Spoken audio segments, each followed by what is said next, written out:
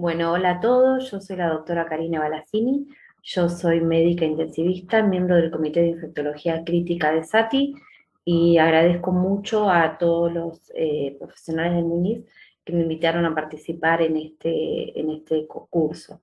¿eh? Eh, yo voy a hablarles de meningitis nosocomial.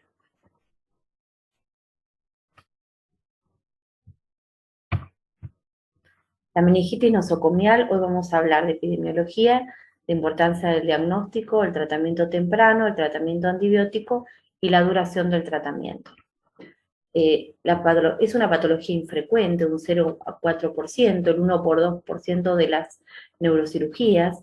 En el trabajo de prevalencia que se hizo en el año 2017, el doctor Van Sant, que es un trabajo que se hace cada 10 años, el EPIC-3, mostró una incidencia de 3,9 infecciones del sistema nervioso central y un 22% de mortalidad, un 1% más que hacía 10 años.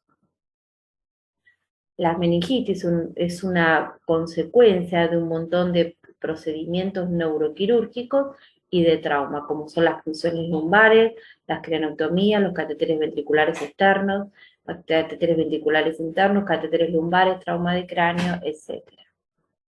Las craniotomías son las cirugías más limpias, son cirugías programadas, tumores cerebrales que se realizan no de urgencia. La incidencia es baja de meningitis, es 0,8% aproximadamente, pasan más que todo en la primera semana. Los factores de riesgo son las fístulas del líquido cefalorraquídeo, y vamos a ver que la fístula es la causa de un factor de riesgo en la mayor parte de los procedimientos. Ser de sexo masculino, el diagnóstico quirúrgico, la experiencia del neurocirujano, la temprana reoperación, la duración de la cirugía y la ausencia de profilaxis prequirúrgica. Los factores de riesgo en este otro trabajo, que es el trabajo de Korinek, la tasa es del 1,5%, y vamos a ver que las fístulas del líquido cefalorraquídeo aumentan 11 veces más la posibilidad de que el paciente tenga meningitis. En este trabajo, que también es un poco más viejo, de la Neurosurgery 2005, las fístulas aumentan 28% más la posibilidad de tener meningitis. Más o menos se mantienen en todos los procedimientos. Hay que hablar principalmente de la importancia de la profilaxis antibiótica administrada antes de la craniotomía para reducir la tasa de las meningitis, ya que en este caso las reduce a la mitad.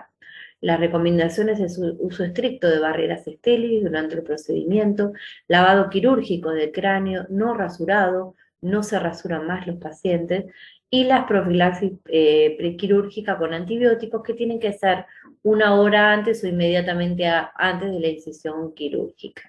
Se hace con cefalosporinas de terceras y como alternativa puede hacerse con clindamicina o vancomicina. Y en las cirugías contaminadas, con clindamicina 900 miligramos monodosis.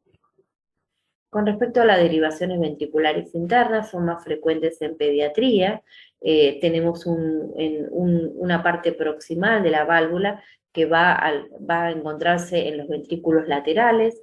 Después puede haber este reservorio percutáneo, que es cuando después vamos a ver que los neurocirujanos punzan para extraer líquido cefalorraquídeo, y tiene un trayecto hacia caudal, donde termina la válvula, que puede terminar en la aurícula, ventrículo auricular, puede terminar en lumbar, puede terminar en la pleura, o puede terminar en el abdomen. La colonización intraquirúrgica es lo más importante, se colonizan el 65 al 75%. También puede haber por una infección retrógrada, un 5 al 10%, o la infección puede ser por vía hematógena. Los catéteres de derivación ventricular interna, la incidencia es del 4 al 17%, se presentan generalmente el mes después de la cirugía.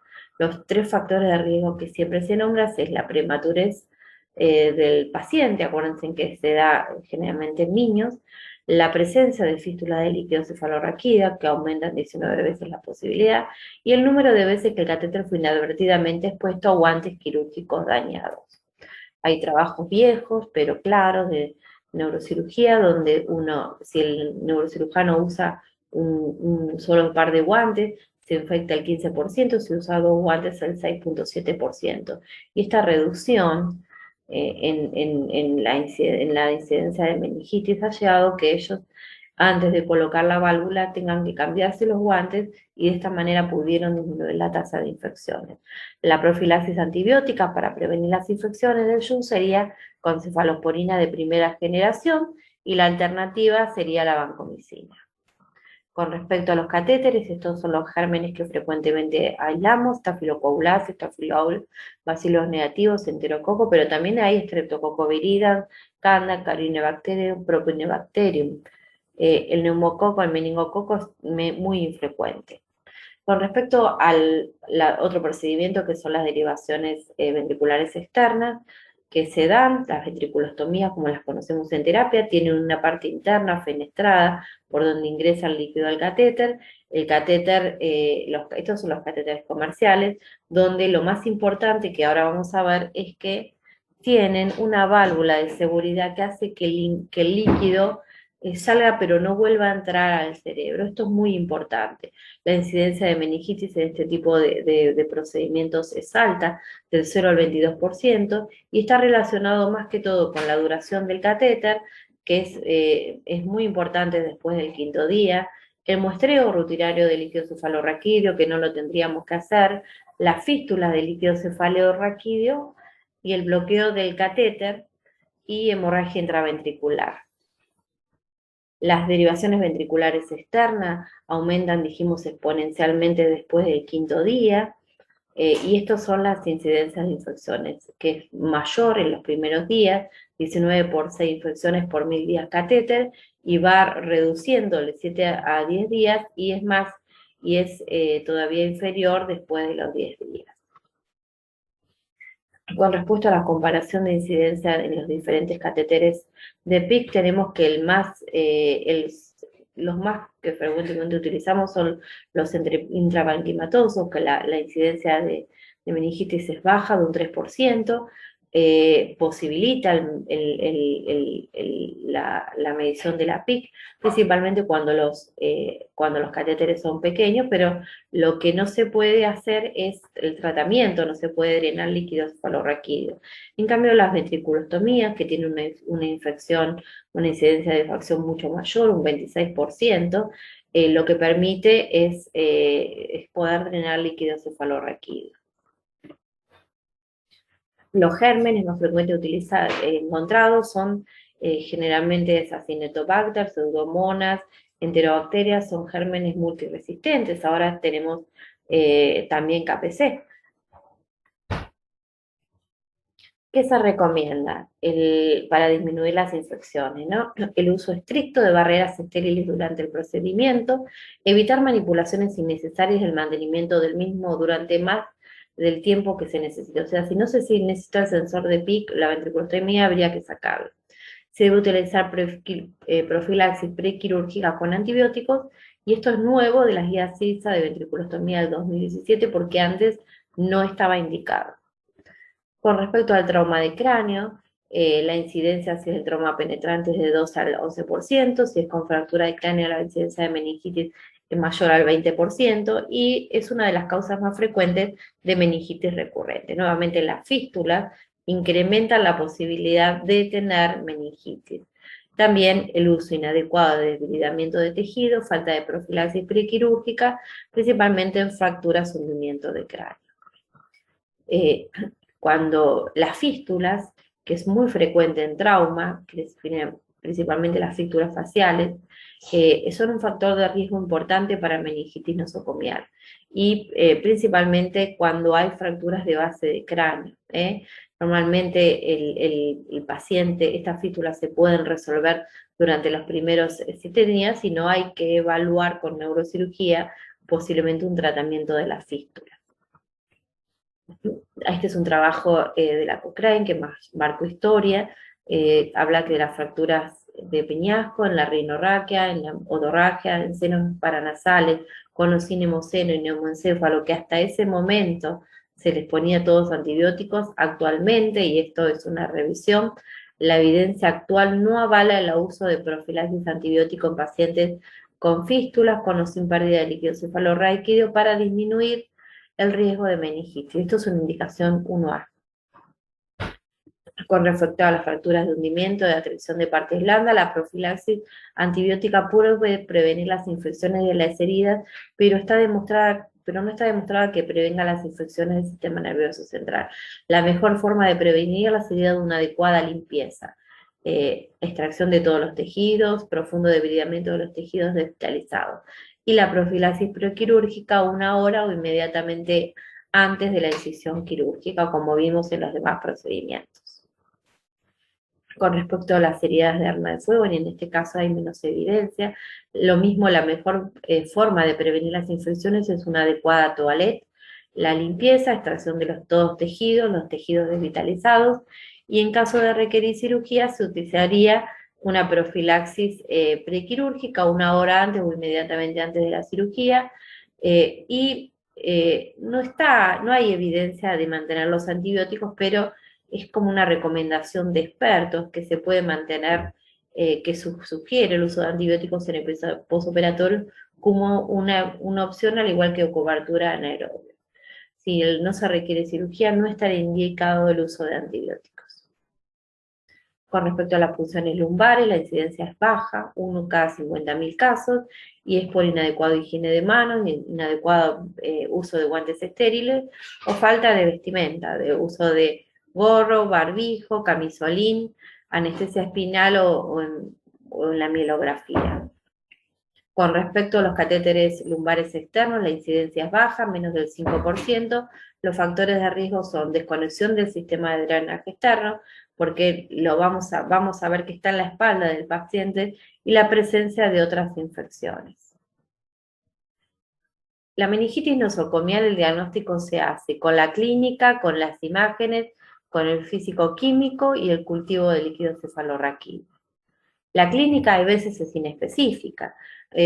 Acuérdense que muchos son pacientes posoperatorios, cefalea, náuseas, letargo, eso muchas veces los encontramos, pero también el paciente puede tener convulsiones, cambios en el nivel de conciencia, eritema y sensibilidad del tracto valvular, fiebre sin otro foco, síntomas y signos de peritonitis en ausencia de otro foco, bacteriemias, principalmente si tenemos válvulas ventrículos atriales, infección de la herida quirúrgica o colecciones, y aumento de la presión intracraneana.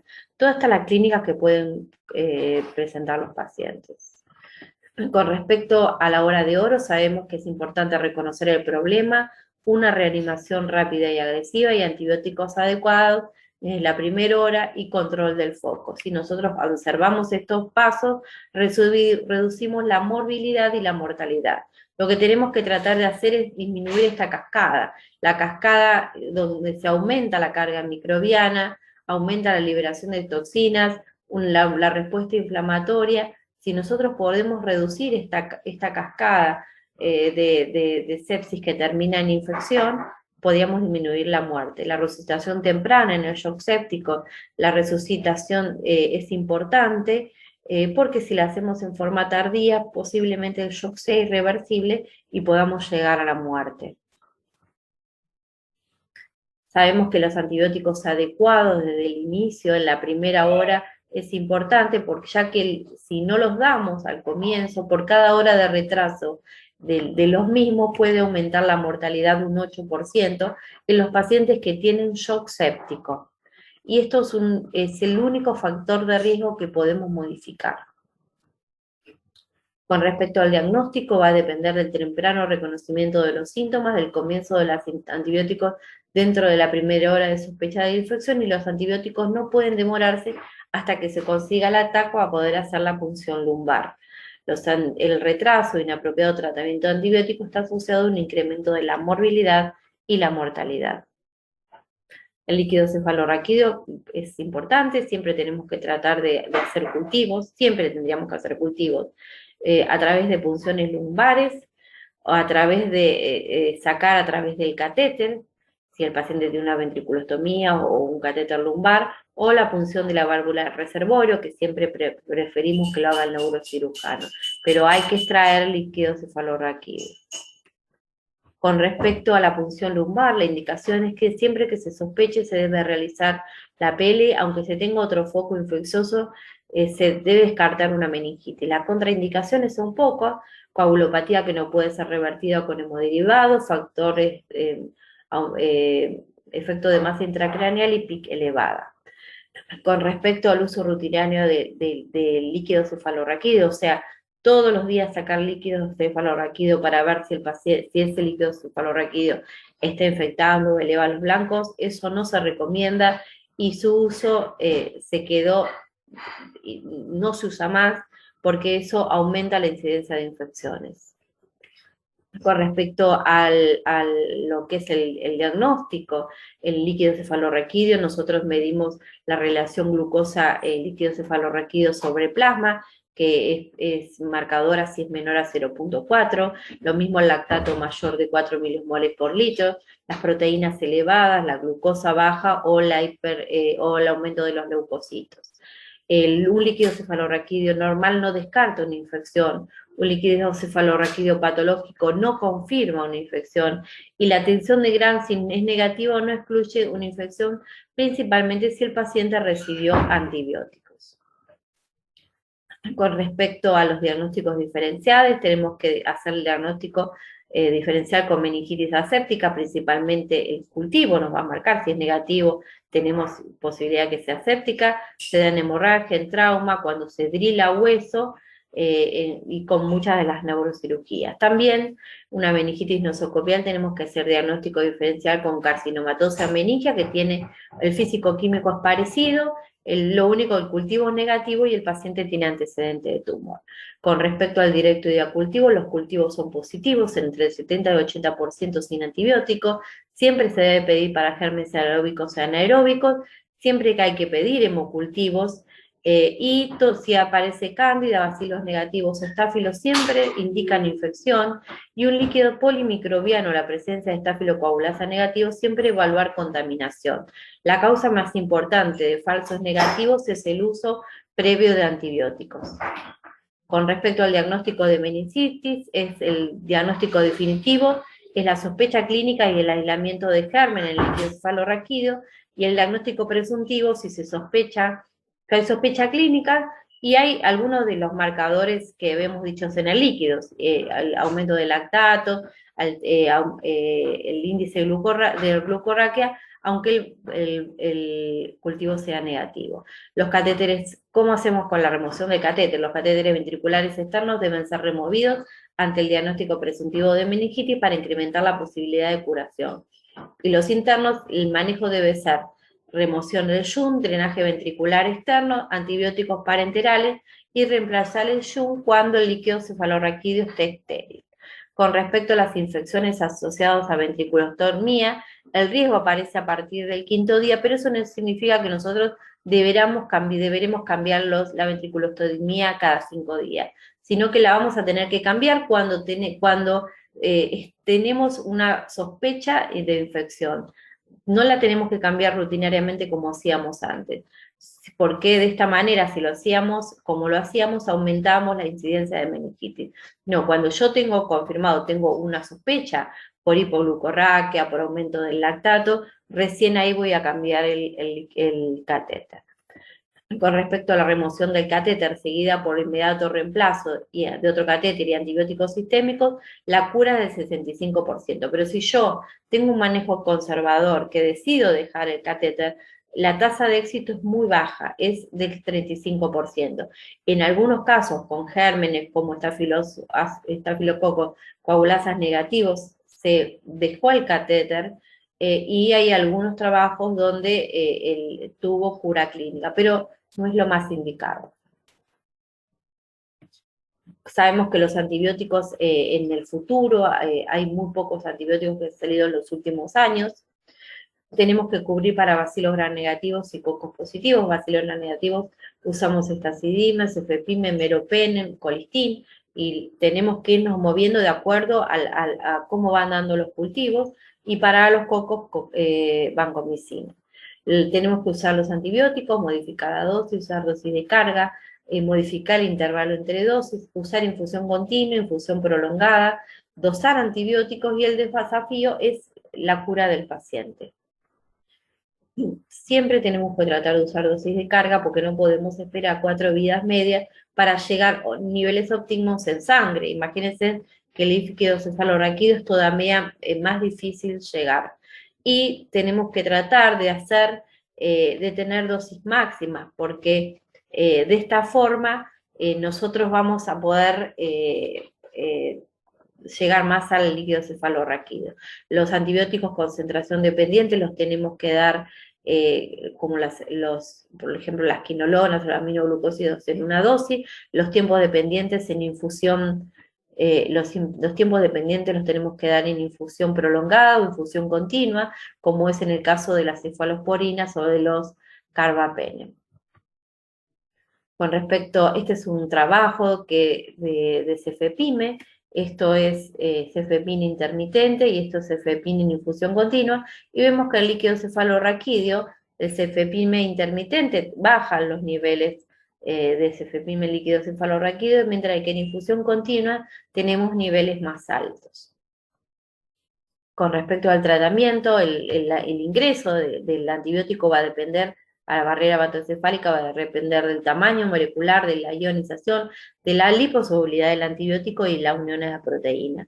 Siempre acuérdense que en el estado de inflamación hay veces la barrera se hace más permeable y que nosotros muchas veces conocemos cómo están o creemos conocer cómo están las drogas en sangre, pero es muy difícil saber cuál es la concentración de la droga en líquido cefalorraquídeo.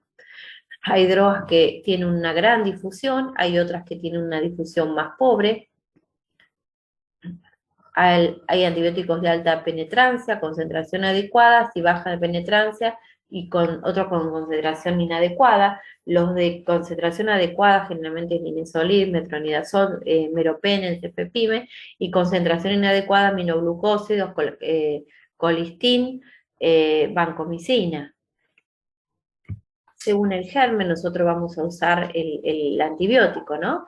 Si es estafilocoagulasa, estafilometies, vamos a usar cefalos de tercera. Si es METR vancomicina, y si es un bacilo gram negativo, ahora tenemos que ver nuestra epidemiología en el hospital y saber qué vamos a usar. Acuérdense de esta lista, usar dosis de carga, usar dosis de mantenimiento y elegir la mejor forma que se adapte a los antibióticos. Infusión continua, principalmente cesta, cefepime, fosfomicina, infusión intermitente, por ejemplo, colistin, infusión prolongada, meropenem, y para tratar de optimizar, y acuérdense que la piperacillina tazobactón, la dosis es ínfima, que penetra, no se usa, y de que el colistin también es baja, pero bueno, hemos tenido realmente buena respuesta.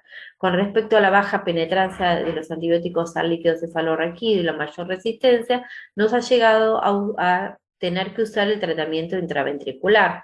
Hay un montón de trabajos de tratamiento intratecal de antibióticos y seguramente van a salir más con el tiempo. Sabemos que la utilización es de fracaso del tratamiento sistémico, cuando los cultivos permanecen positivos, cuando hay ausencia en la mejora del físico-químico, cuando hay gérmenes multiresistentes, cuando el germen solo es sensible a fármacos cuya penetrancia en el líquido es pobre, y la imposibilidad de remover el dispositivo. No sabemos la indicación, el momento, la duración y la toxicidad, y sabemos que no están aprobados por la FDA. Estos son los antibióticos que nosotros usamos, generalmente amica, anfotericina, colistin, dapto, genta, vancomicina. Estas son las dosis. Los efectos adversos todavía no lo hemos terminado de conocer, hay convulsiones, hay meningitis, hay sordera, y con el tiempo los iremos conociendo mejor. La manipulación incorrecta y repetida de los catéteres ventriculares es la causa más importante de infección. Hay trabajos que se hicieron de amica, con colistin, con gentamicina, de tratamiento intratecal, que siempre tiene que ir acompañado de tratamiento endovenoso, que tienen cura, se ha visto cura clínica. Los antibióticos tienen que estar diluidos en una solución salina del 0,9 o agua destilada estéril, sin conservantes. El volumen utilizado debe ser de 2 a 5 mililitros y tenemos que previamente extraer esa cantidad de líquido cefalorraquídeo, si no va a aumentar la presión intracraneana. Interrumpir el circuito por lo menos 1 hora, preferiblemente 3 horas, mientras manejar y ver cómo está el paciente. ¿Quién lo realiza? El médico. Estos son tratamientos de reportes que han llevado que se trate con colistin y hay tasa de éxito, normalmente lo usamos. ¿Y cuánto dura el tratamiento?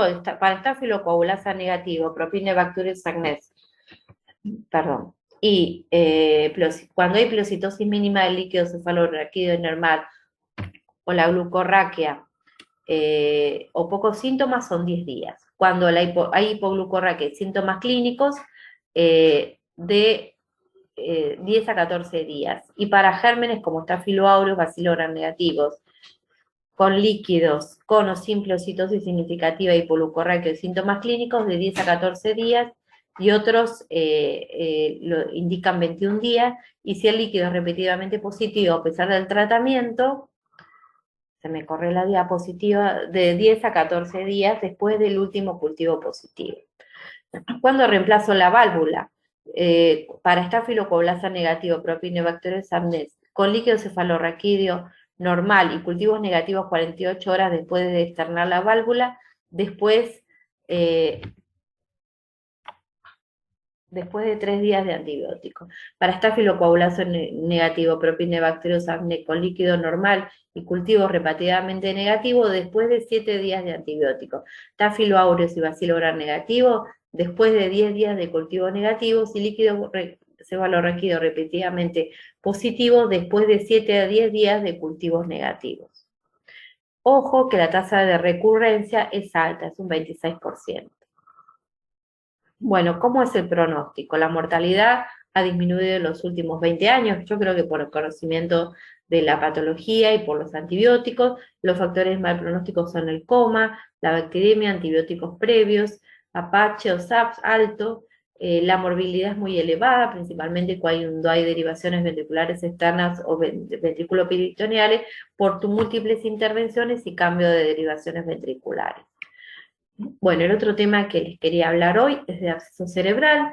Este es un tema que es menos frecuente, es una infección focal que pasa en el cerebro, generalmente en un área localizada del cerebro, y se transforma en una colección de pus con cápsulas. Al principio es una cerebritis temprana, del primero al tercer día, después hay una cerebritis tardía de 4 a 9 días, y después hay un encapsulado precoz, y después de los 14 días hay un encapsulado tardío. En pacientes inmunocompetentes, las bacterias son responsables del 95% de los abscesos. Y las causas más importantes generalmente es por contigüidad, o sea, después por una otitis, por una sinusitis, por una cirugía o por trauma craneal. Eso es aproximadamente el 40 al 50%. También se puede ver por diseminación hematógena, por endocarditis, o que en ese caso posiblemente tengamos abscesos múltiples o abscesos en otros lados, o por Jung, o enfermedades odontógenas o abscesos pulmonares en 30 a 40%. La incidencia es baja del absceso cerebral, de 0,3 a 9 por 100.000 habitantes por año, y la relación hombre-mujer es 2,1 a 3,1, y la edad media es entre 30 y 40 años. Los síntomas son dolores, el más frecuente, dolor de cabeza, fiebre, 53%, y foco neurológico, 48%, y todos juntos solamente se ven al 20% de los ingresos. El paciente con absceso, cuando ese absceso se rompe al ventrículo, es una enfermedad gravísima que puede terminar en la muerte del paciente, puede hacer hidrocefalia obstructiva, y casi siempre va con deterioro del sensorio. ¿Cómo se estudia? Por una tomografía. se muestra la cápsula, generalmente se pide con contraste, principalmente en los lóbulos frontales o los temporales, también podemos usar resonancia magnética, y la diferencia entre absceso y tumores se hace a través de una espectroscopía de protones. El laboratorio que le pedimos es este, laboratorio HIV, hemocultivos también siempre que pedir son bajo la positividad 20-30%. El cultivo del absceso cuando lo tengamos, siempre es importante pedir ecocardio, revisión odontógena y un ataque pulmonar. Estos son los gérmenes frecuentes. En la endocarditis la más frecuente es el estafiloaureus. Después en las infecciones dentales son muchos anaerobios. La otitis, mastoiditis, generalmente es polimicrobiana, estreptococo, enterobacterias, streptoneumoniae, anaerobios. En el trauma de cráneo es generalmente polimicrobiana, estreptococos, estafiloaureus, estreptopidógenes, y en la neurocirugía muchas veces encontramos gérmenes multiresistentes. El 30% son polimicrobianos, el estreptococo está en el 34% de los pacientes, el estafilo en el 18%, generalmente son estafiloaureus, y los bacilos gram negativos en el 15%, mayormente enterobacterias. ¿Qué pasa con los anaerobios? Los anaerobios siempre se cubren, pero el problema es que es el mal cultivo de los anaerobios, entonces no siempre los encontramos en los cultivos. El tratamiento quirúrgico no siempre está indicado.